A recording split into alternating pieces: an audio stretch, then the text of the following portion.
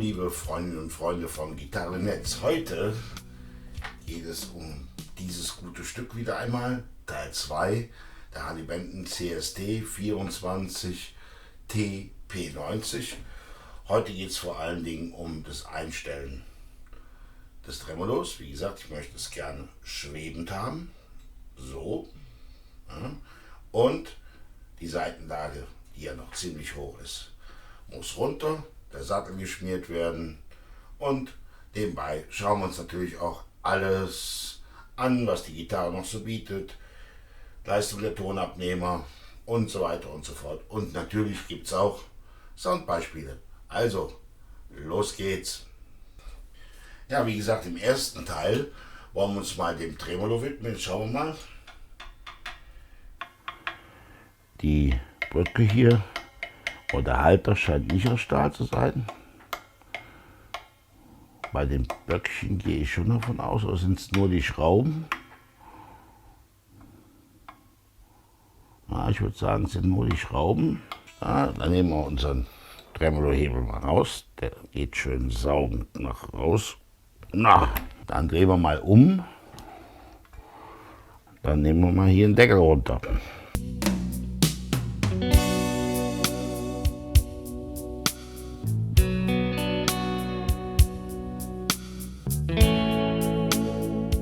So, erstmal diese Folie hier ab.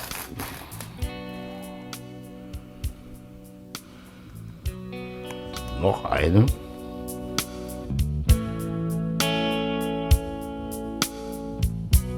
So, jetzt sieht unsere Platte mal nicht mehr so angefressen aus. Schön aus Plastik, schwarz. So, ja, hier sieht man ganz schön, ja, innen rein. Der Block ist auch nicht aus Stahl. Die Federn sind aus Stahl, die Halteplatte ist aus Stahl. Ah, da hat man irgendwas anderes verwendet. 3 Federn. Dann lassen wir uns nicht unken und machen auch noch die zweite Platte ab und schauen auch ins Elektrikfach. Oh, die sind deutlich leichter.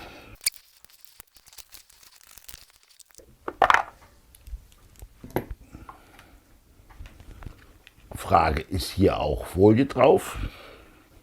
Sieht nicht so aus. Dafür von der Unterseite Abschirmung, auch schön Abschirmlack drin.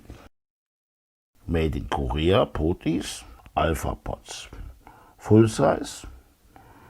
Der Schalter sieht nicht schlecht aus, Verdrahtung sieht gut aus.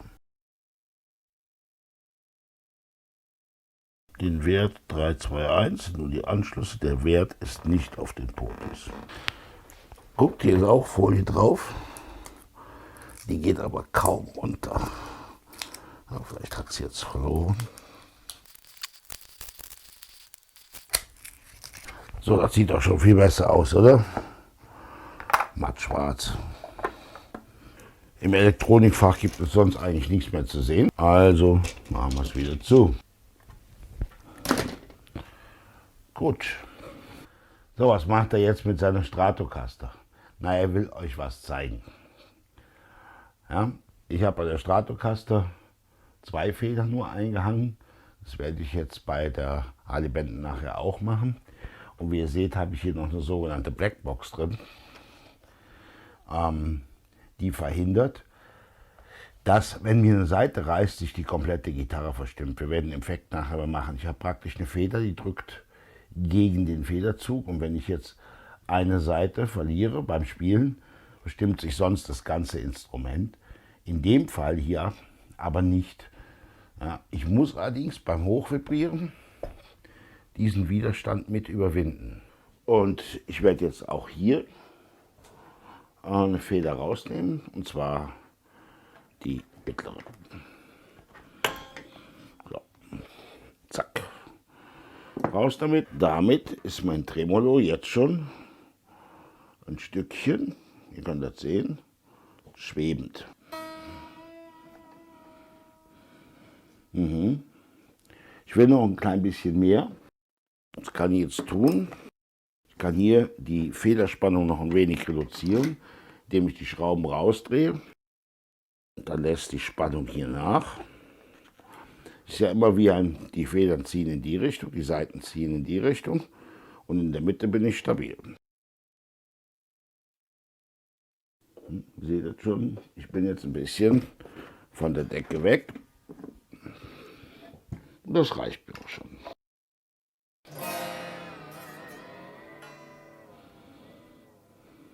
Stimmen wir sie mal wieder ein. Nach der Feder raus ist das Ergebnis jetzt so. Ich habe also eine sehr frei schwebende Brücke. Und man sieht, die Seitenlage hat sich jetzt nicht wirklich groß verändert.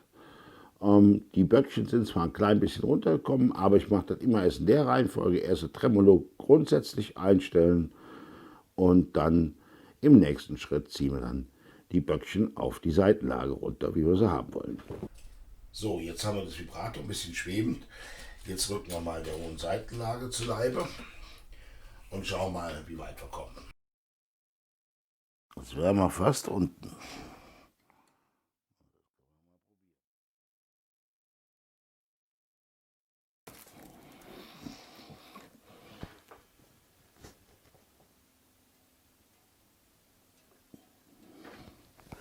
So wäre es ja schon besser. Schauen wir mal, stimmen wir mal hoch.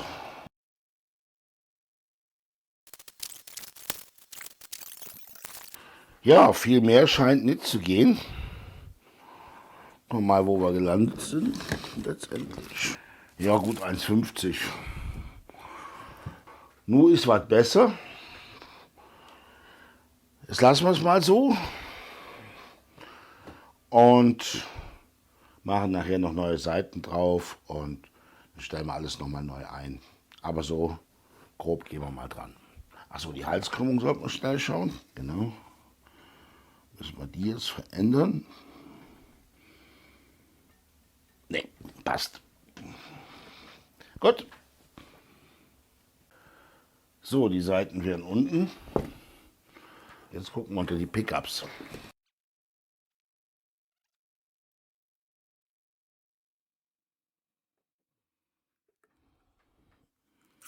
Hier ist der ganze Restfummel.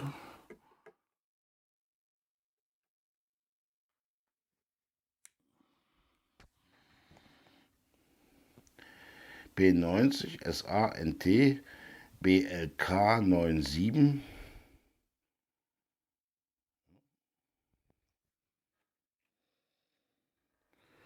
Schaumgummi.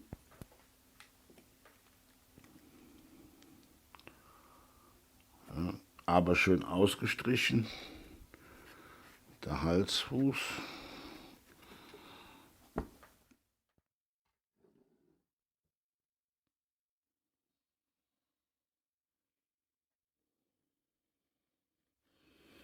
Und da müssten die aber eigentlich schön drauf runtergehen. Okay, machen wir die anderen auch mal noch auf, oder?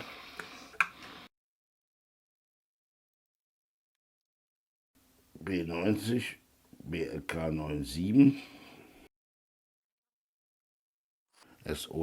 SEOC 25, SEC 26, B90 SA, NT, BLK 97, sonst ist alles gleich. Auch hier das gleiche Bild, schön ausgepinselt mit Lack. Also eigentlich sollten die gut einstellbar sein.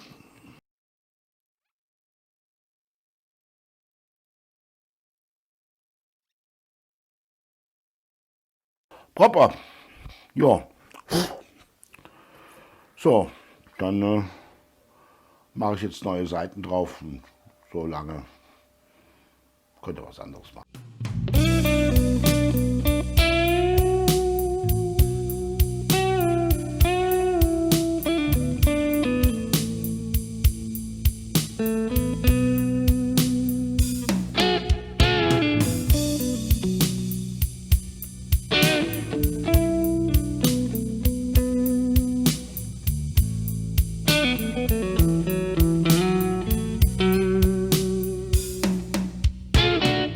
So, die Seiten sind drauf.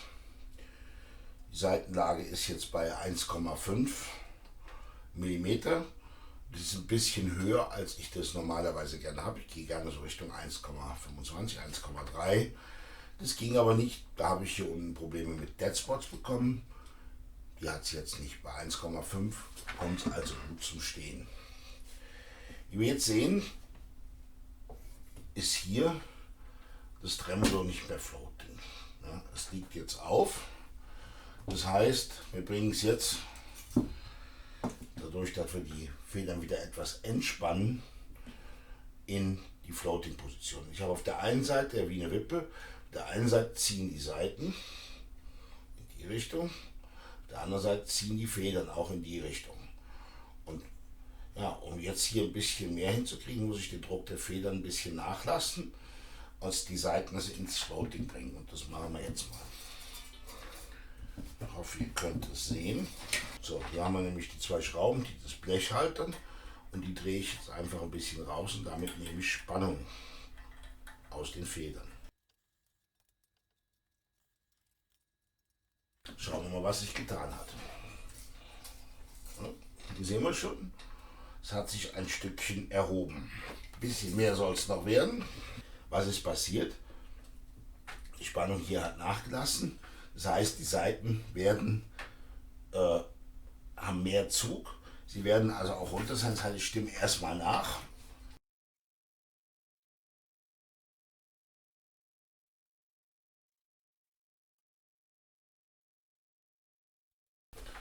So, das ist jetzt das Endergebnis. Ihr seht, es kommt frei. Und machen wir die andere Richtung. Ich glaube, das sieht man besser. Und jetzt kann ich halt auch nach oben und nach unten vibronieren, also um den Ton herum. Gut, wenn ich jetzt den Tremolo-Hebel einsetze, dann kann ich jetzt um den Ton herum.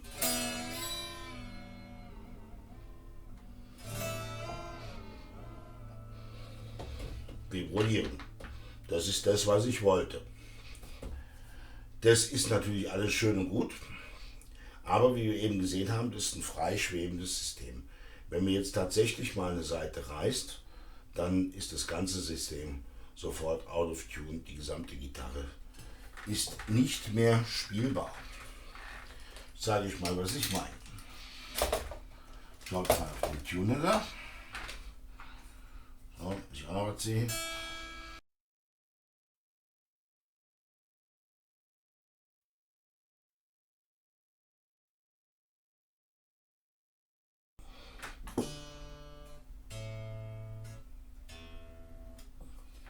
Das ganze System ist jetzt in der Waage. Wenn jetzt eine Seite ihren Druck verliert, simulieren das mal. So, lusch, lusch. Da sind wir hier auf dem F-Ton.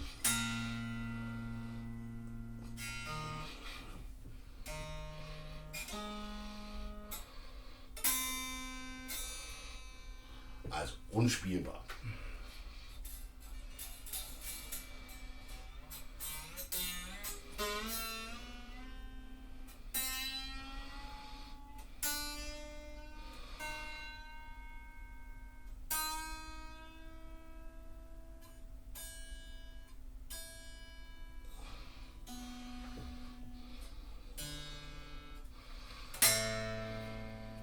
Ist sie wieder da.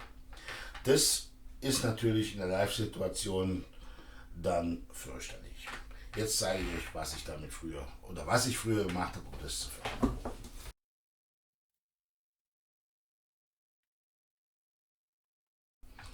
So, hier ist meine Stratocaster, die ich auch früher gerne mal schwebend aufgehängt habe. Habe ich sie jetzt auch, wie ihr sehen könnt, hier. So, und um das zu verhindern, mir dieses kleine Teil hier, die Blackbox, eingebaut. Wie arbeitet die Blackbox?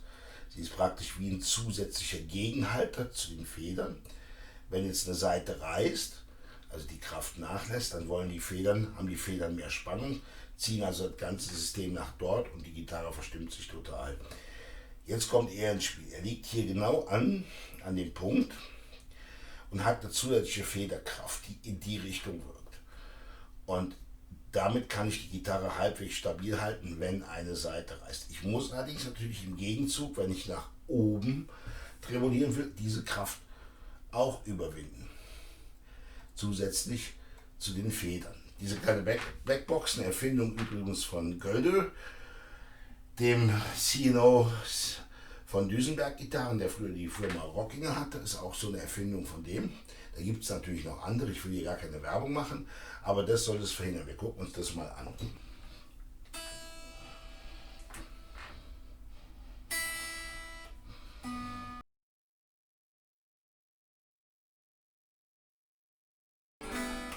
So, jetzt simulieren wir das genauso. Ups, jetzt simulieren wir das genauso und drehen mal die dünne E-Seite raus aus dem Spiel.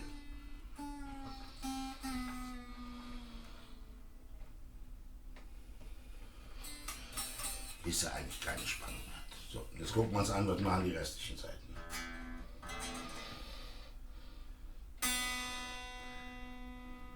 Ja, sind ein bisschen zu hoch, ne?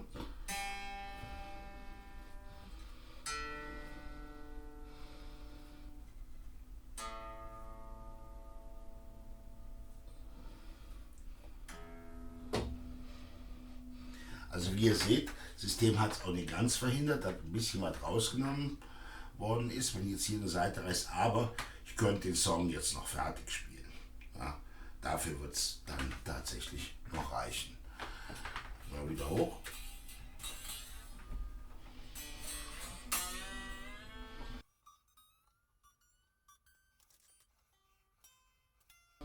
Ja, jetzt hält das ganze System. Jetzt geht er schlafen, der kleine Berle.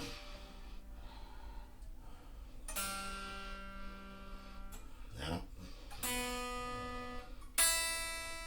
Einfach stabiler.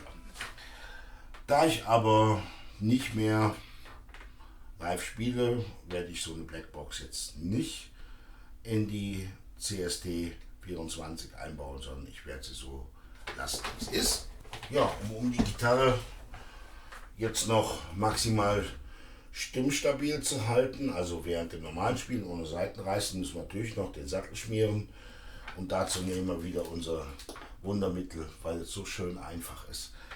Ich könnte jetzt auch Graphit nehmen, aber ich bin zu faul und tun noch schön den Sattel schmieren und dann schauen wir nachher, ob sie stimmstabil ist. Da braucht ihr mir aber nicht bei zugucken. Da gibt es ein schönes Video zum klemmenden Sattel, wo ich das mal anwende und vergleiche. Das könnt ihr euch stattdessen angucken. Also bis später. Ja, was gibt sonst noch zu sagen zu der Gitarre? Ach ja, die Mensur, die haben wir fast vergessen. Wir haben ja hier eine PRS-Style-Gitarre. Ja, 635 mm bzw. 25 Zoll. Also genau die Mitte zwischen der Les Paul mit der kurzen Mensur und der Strat mit der langen Mensur. Also typisch PRS. So, ich hoffe, ihr könnt es sehen. Hier unten haben wir noch eine kleine Madenschraube, wo ich hier auch meinen Imbusschlüssel drin festmachen kann.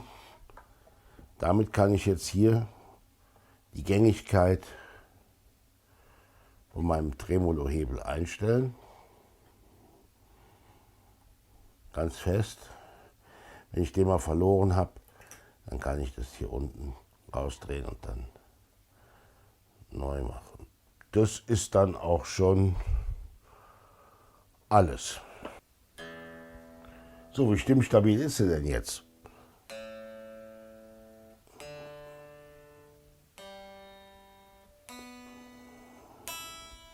Also, passt. Jetzt werden wir mal ein bisschen Gas geben. Ja, für Deep Dives ist es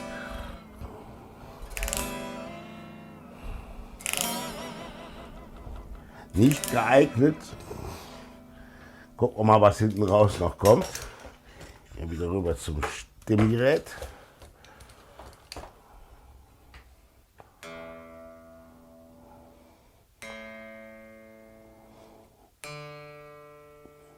Da ist ein bisschen höher geworden.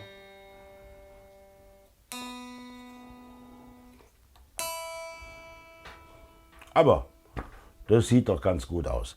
Hat sie auch im Spielen so gezeigt. Bei leichtem Einsatz, leichtem mittleren Tremolo-Einsatz bleibt sie jetzt recht stabil.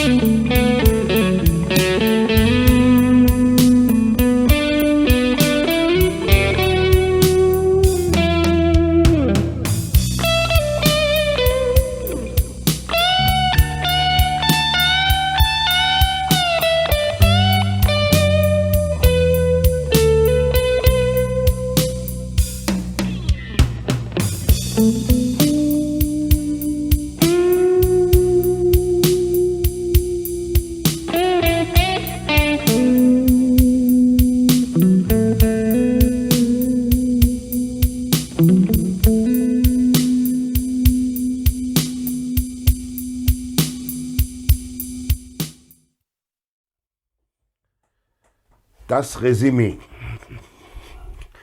Also ist ein wirklich schöner Knock-off einer PRS-Gitarre. Ich habe noch nie eine PRS-artige Gitarre gespielt. Ich muss sagen, dieses von der Mensur, Best of Both Worlds, irgendwie die Kompaktheit, die Ergonomie, das ist eine feine Sache. Ich kann mir jetzt ungefähr vorstellen, warum so viele Menschen diese Gitarren bevorzugen. Gut gemacht, Harley Benton. Ich glaube, da gibt es in Köln noch so einen Vertrieb, der macht so auch was in die Richtung höherpreisig. Aber wie gesagt, das ist echt gut. Pros und Cons. Fangen wir mit den Cons an. Ich kam nicht ganz runter mit der Seitenlage, weil hier unten bei so 1,25 mm, 1,3 mm, ja, 1,25, 1,3 habe ich hier unten Dead Spots gehabt. Das heißt, hier stimmt irgendwas mit der Buntabrichtung nicht komplett. Ich bin auf so circa 1,5 gekommen, das ist absolut in Ordnung und viele werden da auch mir beipflichten, das reicht vollkommen. Ja, und die Regelung hier, die elektrische Regelung von den Protis, das habe ich am ersten Teil schon erwähnt. Ansonsten habe ich keine Schwächen entdeckt. Keine Fehler, selbst die Tuner sind gut, keine scharfen Bundenden, keine Verarbeitungsfehler. Das passt alles wunderbar. Die Pickups klingen gut. Ja, sie ist ein P90, sie ist glockig, sie ist funkig. Sie kann singen, wenn sie verzerrt gespielt wird. Sie kann rotzfrech daherrotzen. Und sie brummen, immer. Das sind halt Single-Coil-Pickups. Aber tatsächlich, man hört der Gitarre voll an, dass sie ein P90-Instrument ist. Ja, sofort, Augen zu und hörst nur die Töne. Du weißt sofort, hier ist eine P90-Gitarre am Werk. Soll sie bleiben? Das weiß ich tatsächlich noch nicht. Ich habe gesagt, eine P90-Gitarre möchte ich haben. Ich habe deren 3. Sehe hier die Silverray Nash Deluxe und die SC450 von Harley Benton. Und ich möchte nur eine behalten. Das heißt, bald kommt ein Shootout. Und dann werden wir sie alle miteinander vergleichen. In allem. Nicht nur im Ton, sondern auch im Handling und so weiter. Und dann werden wir sehen, welche bleibt. So lange bleibt es natürlich jetzt erstmal bei mir. Ich muss sagen, wirklich schönes Stück. Habt ihr schön ausgesucht zu Weihnachten. Ja? Mir eine ganz neue Erfahrung gegeben, weil, wie gesagt, PRS-Style-Gitarre habe ich noch nie gehabt. So, liebe Freunde, das war jetzt auch schon der Test. Heute mal ganz bewusst ein bisschen mehr mit dem Fokus auf ein bisschen Tricks und Tipps rund ums Tremolo, wie ihr ja auch in der kleinen Umfrage gesagt habt, dass das gerne mehr sein darf auf dem Kanal, habe ich jetzt mal versucht, hier in dieses Video ein bisschen mehr davon hineinzubringen. Ich hoffe, das hat euch gefallen und wenn ja, lasst mir einen Daumen hoch da und bitte abonniert auch den Kanal, das hilft wirklich. Ja, ansonsten wie immer, bleibt gesund, bleibt fröhlich, bleibt musikalisch. Bis bald, euer Toko.